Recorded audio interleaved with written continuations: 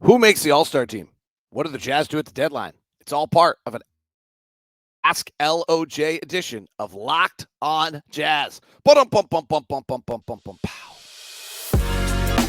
You are Locked On Jazz, your daily podcast on the Utah Jazz. Part of the Locked On Podcast Network, your team every day. How are you? I am David Locke, radio voice of the Utah Jazz, Jazz NBA insider, and this is Locked On Jazz. Locked On Jazz is your daily podcast on the Utah Jazz. All right, today, Ask LOJ edition. As always, the questions are great. You guys are incredible. We will touch on a ton of things. Who makes the All-Star team? You have to choose 3 players that do not. Whether you can get a top 10 player in the middle of the pack. What about DeJounte Murray? Do you prefer to build with talent or chemistry? Do you look to acquire talent or assets? At the trade deadline, what could get the Jazz to be a 6 seed? Are Collin Sexton and Walker Kessler part of the future? Can the Jazz get a first-round draft pick, trading any combination of a litany of players? And what is the Jazz usage rate in the clutch?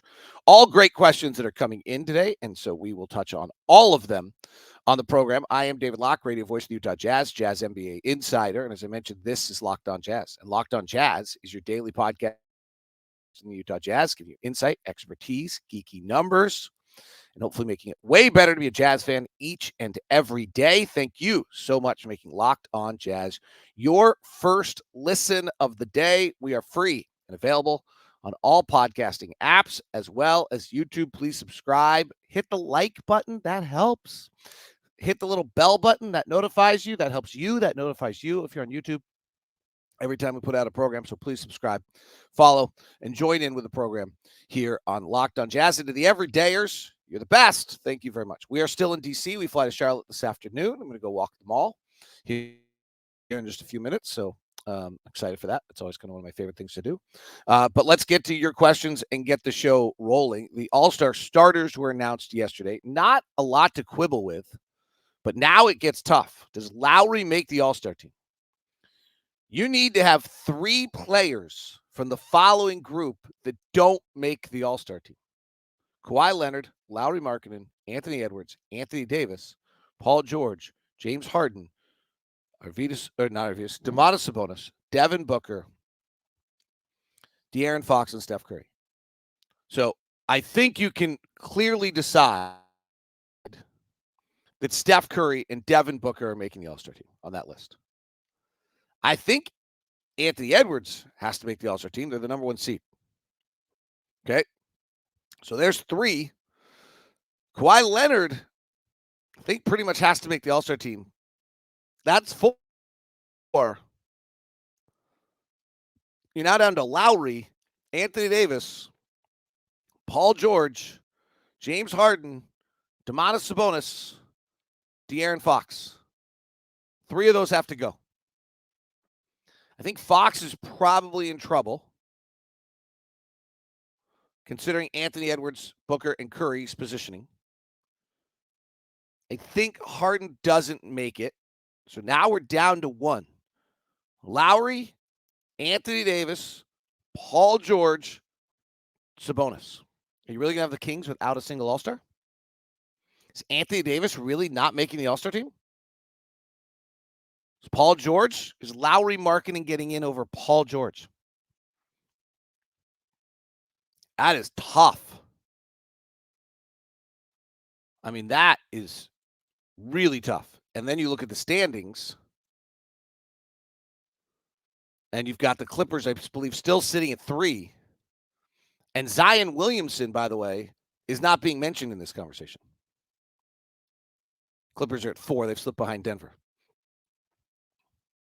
Minnesota would probably argue they deserve more than 1, considering they have the number 1 seed. Your Jalen Williams, not in this conversation. It's pretty good. In Oklahoma City. Jamal Murray's not in this conversation. Hasn't been great this year. So, I don't think Houston has an All-Star. Memphis doesn't have one. Portland doesn't have one. And there's always Victor. Right? Like that would be another name to throw out there. Victor hasn't been mentioned yet. Tough road for Lowry market, and we'll see if he makes it. It certainly will be exciting. Interesting question came in from Corey. Do you prefer talent? Oh, not Talon, talent. That's funny. I think I auto-corrected to Talon instead of talent. Do you prefer talent, Lakers, Clippers model, or Jazz as a culture, chemistry as a winning culture? So, only thing I quite slightly quibble with why we think the Lakers and Clippers don't have culture. The Lakers don't look like they have culture. Clippers, I don't know why we think they don't have culture, but I will always take talent. There's a great line I can't think. I've been thinking about it all morning. I can't come up with it. Something about the Jimmys and the Joes. Like it's talent. Like this is a talent-based league. Like you can do a lot of stuff. You need chemistry once you have talent, but you need talent. You probably need culture, like we're seeing Will Hardy implement sometimes when you have less talent, so that it doesn't go awry like it has in Washington. Like that team last night was ugly. And maybe that's where you really need culture, is you have a team like that you got to get to play hard and be respectful and be decent. But when you have Kevin Durant, Bradley Beal, and Devin Booker, like you might not need that much culture because you've really got immense talent.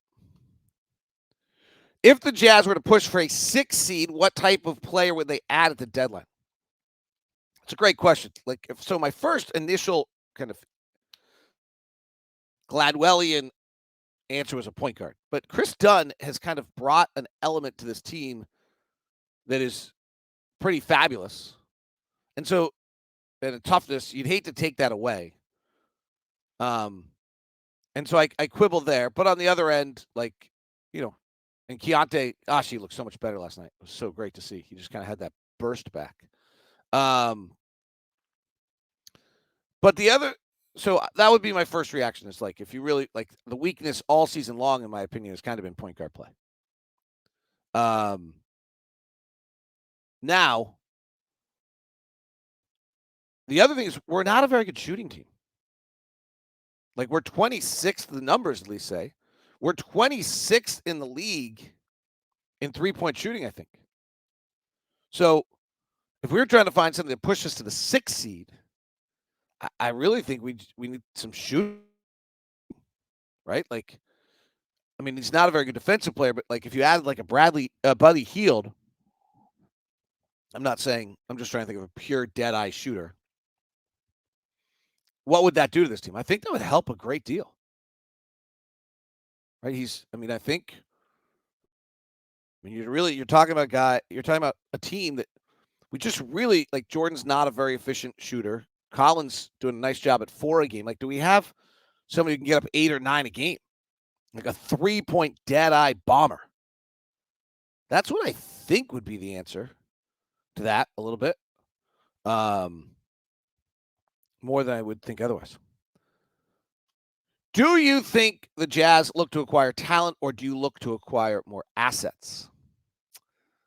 So this is great because this is really probably the number one question on everyone's mind. And I think that like the hope around the group is that they continue to improve the roster as it is. And I think the hope from the fans is the same. On the flip side, when the year started,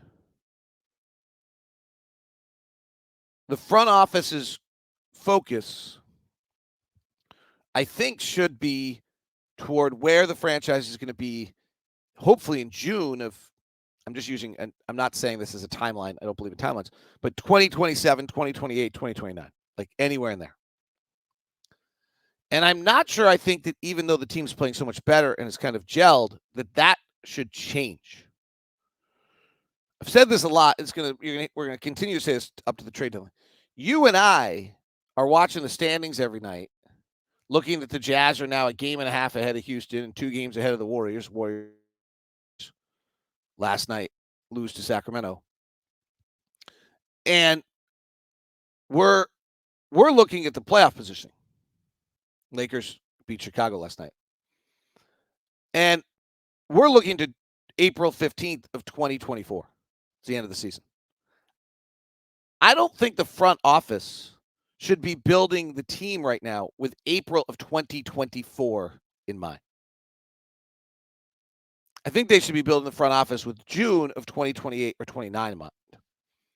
And that doesn't totally answer this question, because if you followed anything in Danny Ainge's career, like, he's just jumped when possible. It's not been a timeline issue. It's been that opportunity rises. We didn't get Kevin Durant in the lottery like we thought we were going to. So here's Ray Allen. Here's Kevin Garnett. Let's go with Paul Pierce. When, frankly, had they won the lottery, he's probably trading Paul Pierce, building around Kevin Durant, and going forward.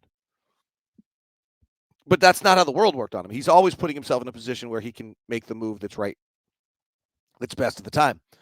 So I don't have, like, if the Jazz had deemed that OG Anunoby was an important piece for 2028 or 2029, then they should have traded to go get him.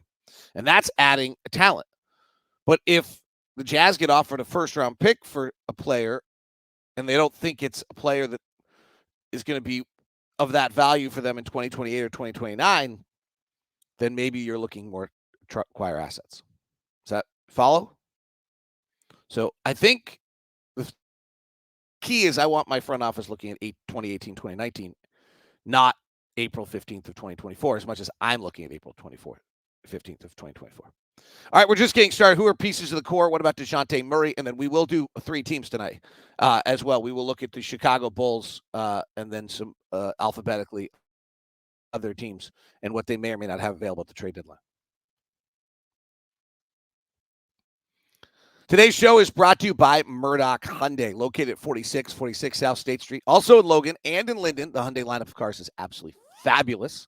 The little Kona is the zippy SUV, and then all the way up to the Palisade, which is the beautiful SUV that is the signature of the lineup of the Hyundai cars. And I've got 2 Santa Fe's, one for each kid, driving the Tucson right now and absolutely loving it. And the Ioniq 5 and Ioniq 6 are their electric cars. They're taking the world by storm. I'm seeing more and more Ioniq 5s everywhere. They are such a cool-looking car. And the 6, wow. It's all at Murdoch Hyundai, located at 4646 South State Street, also in Logan and in Linden. For me personally, I did the research, decided I liked the value I could get and the look and the price point for Hyundai. That's why we've bought 3 of them. So it's up to you of whether you agree with me, but I would take the time to at least look and see whether or not the Hyundai is an answer for you. Go visit the Murdochs at 4646 South State Street, Logan, or Linden, and make sure you email me first at dlock09@gmail.com. That's dlock09@gmail.com, so that I can take a second and set up a VIP meeting for you and make you a locked-on VIP at Murdoch Hyundai. Today's show is also brought to you by Grammarly. Grammarly has been a savior for me. I am the worst speller. I like to blame it on dyslexia. It might just be on focus. So I am the worst. I'm grammatically terrible, and Grammarly has been awesome. Grammarly's getting better. So now Grammarly helps you with your writing support stop to finish. So they've used AI forever, and they're only increasing it. They've powered by AI technology to help you use across all places when you write. One click, you can easily brainstorm, rewrite, reply with suggestions, so you can improve your productivity on your teams as well. Grammarly catches all your silly mistakes. Grammarly rewrites your sentences better for you. It's kind of awesome. Need a little polish to your writing? You need to help paraphrase, rewrite, or be more concise? Instantly, Grammarly does all of those things for you. Get through your emails more quickly. Grammarly can help you summarize your emails and provide suggestions on how to reply in seconds. So start being more productive at work and stop having all the silly errors and things in there, because Grammarly will help you out with it. Go to Grammarly, Grammarly.com/podcast for a free download today. It's free. Grammarly.com/podcast.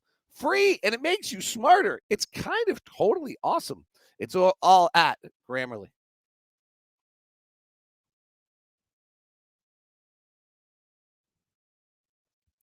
Thank you very much for making Locked On Jazz your first listen of the day. We are free and available on all podcasting apps for you. Glad to have you aboard. We have launched the first ever national sports channel, Locked On Sports Today. It's pretty great. Go check it out. Throw it up on the TV. Have it back in the background for a day or two. See if you like it. It's pretty great. Super content over at Jazz Plus as well. Will Hardy with Shoot Your Shot has been super fun to watch.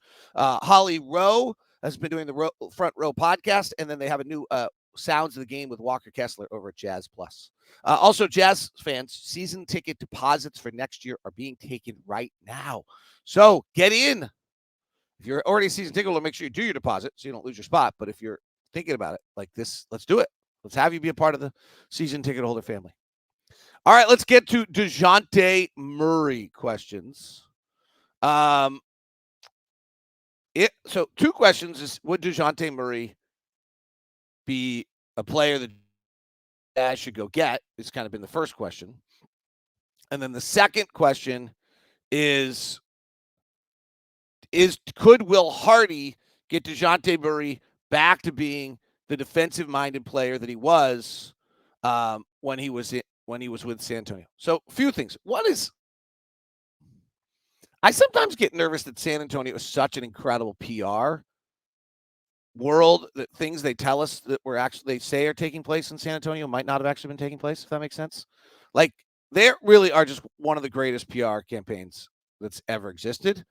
And so I do wonder sometimes whether or not he was actually as great defensively post ACL as he ever was, or they just sold it to be that because they maybe knew that they were moving him. I don't know.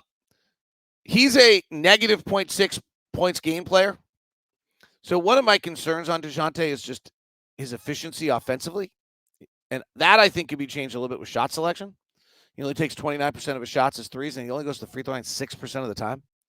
The 6% of the time free throw is probably the bigger problem there. He's now got a three-point shooting up to 38%. And he's 47% from three. His contract is actually, as we talked about yesterday on the program, really kind of fine. Like, it's not a terrible contract at all.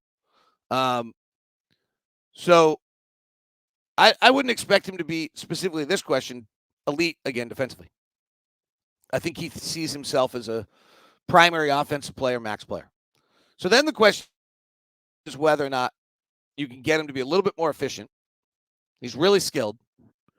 And whether or not he sees himself as a number one guy all the time, or whether or not he sees himself as a complementary player. See, one of the more interesting things that's taken place in recent years was the change of Aaron Gordon, who was the number one player, took all sorts of bad shots. Time and score was brutal in Orlando. Got to Denver and assimilated beautifully with Nikola Jokic and Jamal Murray. Like, it was abundantly obvious. Oh, you're the third best player on this team. And he rolled into that perfectly. And in Orlando, he thought he was the best player on the team. He probably was. And he took a lot of bad shots. DeJounte Murray thinks he's probably the best player in Atlanta. He's probably the second best offensive player. And what would he, so can you get him?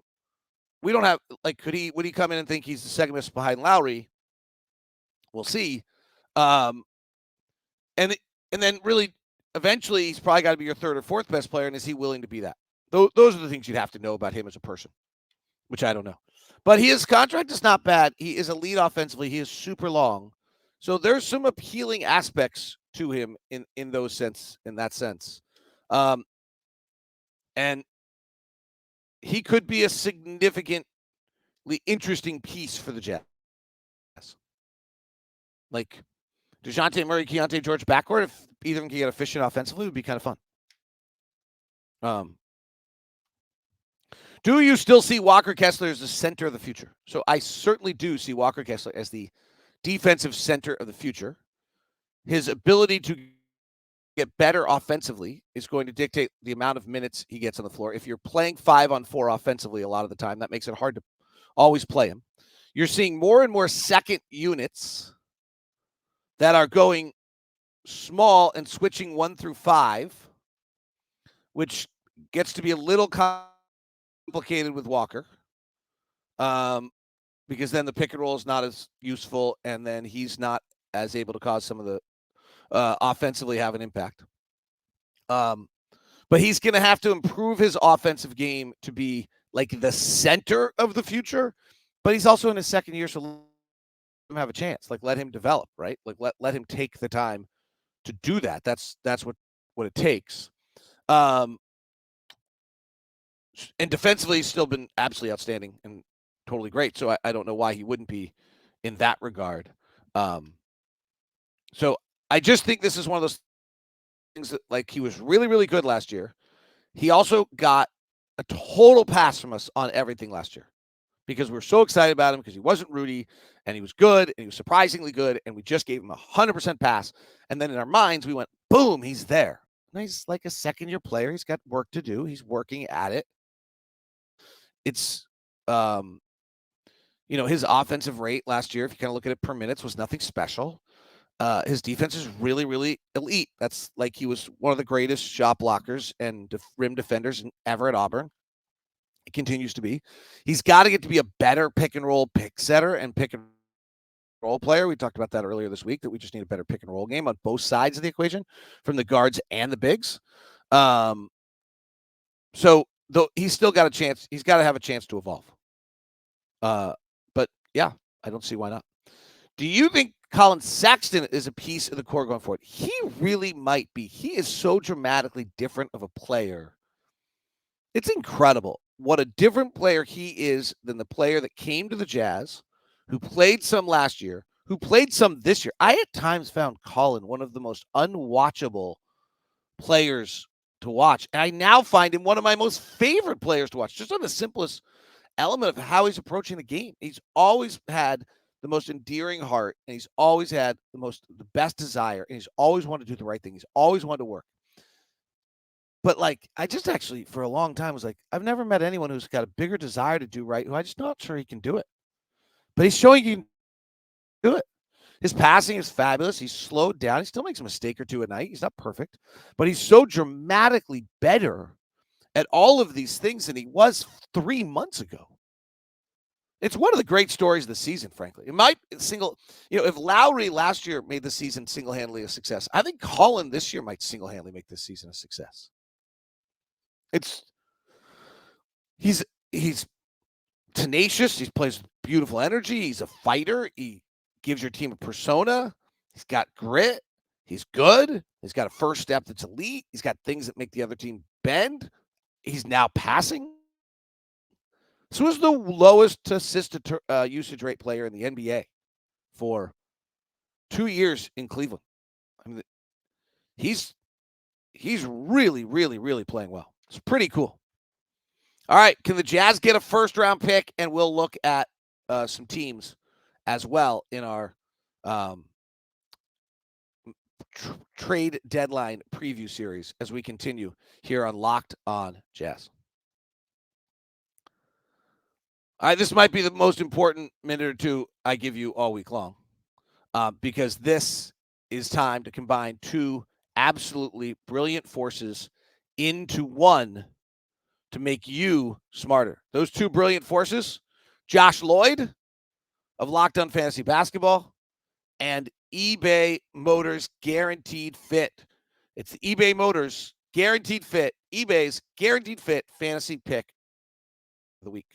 Here are the players that Josh Lloyd says you should consider. Brandon Miller has seen a big uptick in usage with Terry Rozier shipped out. That makes him a must-roster player in fantasy. That's who we will see, the number 2 pick of the draft. He's really good. Jabari Walker, I think his role is fairly solid for the rest of the season. He's had the ability to pull down double-doubles lately in Portland. Patrick Williams, with Zach LaVine out, Williams is getting minutes and a usage bump, enough to put him in consideration for fantasy leagues. Nick Richards seems to have beat out Mark Williams. Well, Mark Williams is hurt, so Richards is going to have an extended run at center, putting up solid fantasy numbers. And last, John Conchar. The Grizzlies' rotations are up in the air, but Conchar is getting more minutes producing, and that is useful. Those are your 5 players to consider as guaranteed fits for your fantasy pick of the week. And if you are looking for something for your ride or die, eBay Motors has 122 million parts that you can make sure your ride stays running smoothly. Brake kits, LED headlights, roof racks, bumpers, whatever it might be. eBay's Guaranteed Fit. It's guaranteed to fit your ride the first time, every time, or your money back. Plus, at these prices, you're burning rubber, not cash. So go get it done at eBay Motors. Keep your ride or die alive. It's ebaymotors.com. ebaymotors.com. eBay Guaranteed Fit, only available to U.S. customers. Eligible items only. Exclusions apply. A combination of 2 of the all-time greats. eBay Motors, and Josh Lloyd's Locked On Fantasy Basketball.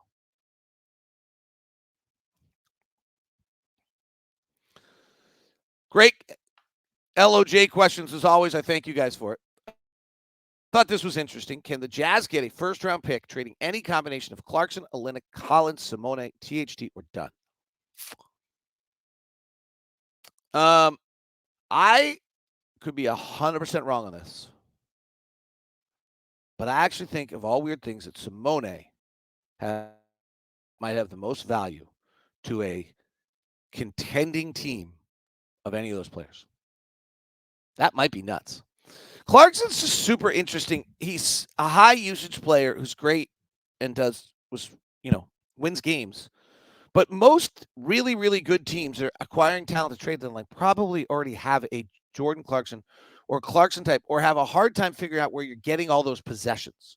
It's a nervous acquisition for a team who's already established of where are we getting the possessions for Jordan Clarkson.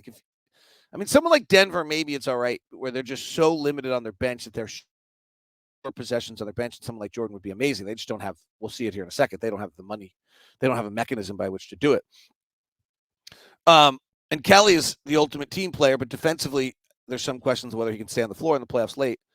And then Simone, I think there's a weird thing that Simone might be indirectly the most desirable player of that group. I could be nuts. That could be a little bit of a silly David take, where sometimes I make it more complicated than it needs to be. All right, let's look at teams. Chicago Bulls.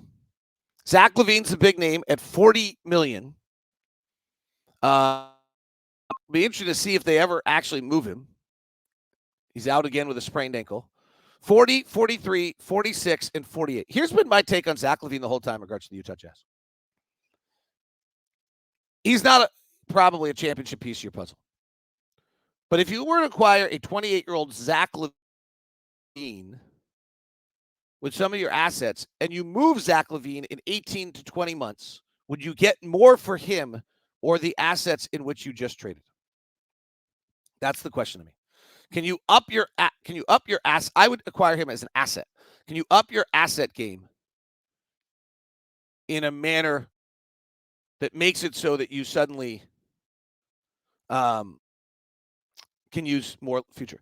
Patrick Williams is really interesting because Patrick Williams is a restricted free agent at the end of the year. If they don't want to pay him, they might move him. Alex Caruso's floating around there at $9 million. I actually think Simone might be a better player.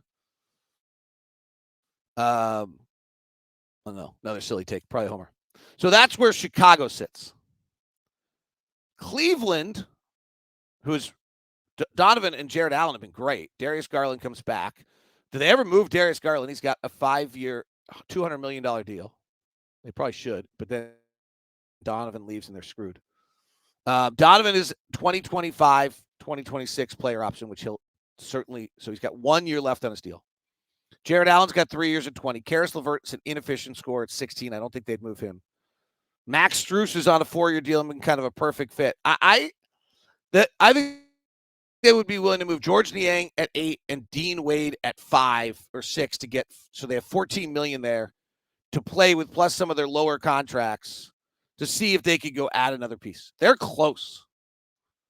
So that would, obviously their picks are pretty limited. We own most of them. So it's really interesting to me, but I think that's the number.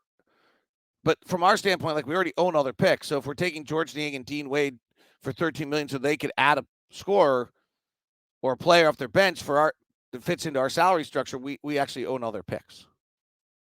Not all of them, but basically. Dallas, that timetable's got to be ticking a little bit there, but this was a year that they didn't expect to do a lot.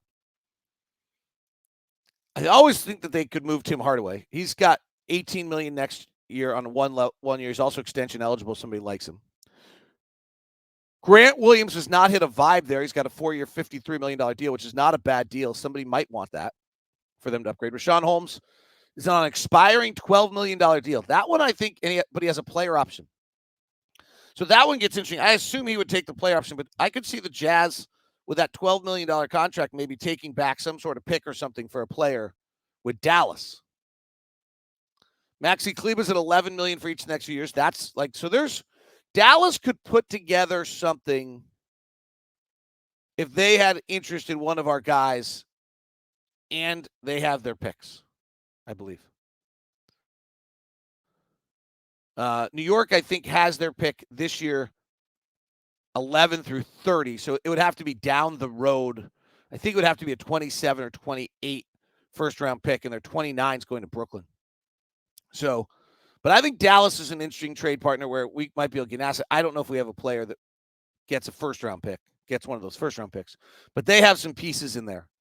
Denver's really interesting because Denver just doesn't have the pieces to move. Like, out of their starting five, which I don't think they're moving any of their starting five, then you have Reggie Jackson at $8 million with a player option for $5 million.